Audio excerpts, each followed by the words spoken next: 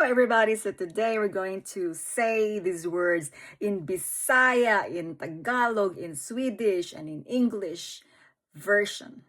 Still getting to know each other, part 5. So let's start. Repeat after me. In English we say, do you have a boyfriend or girlfriend? No, I don't, and I'm searching. In Swedish we say, har du en pojkvän eller flickvän? Nej, jag letar faktiskt. In Bisaya we say, naa kay uyab? Wala, nangita gani ko. In Tagalog we say, may syota ka ba? Wala, naghahanap nga eh. Now we learn 4 different languages again.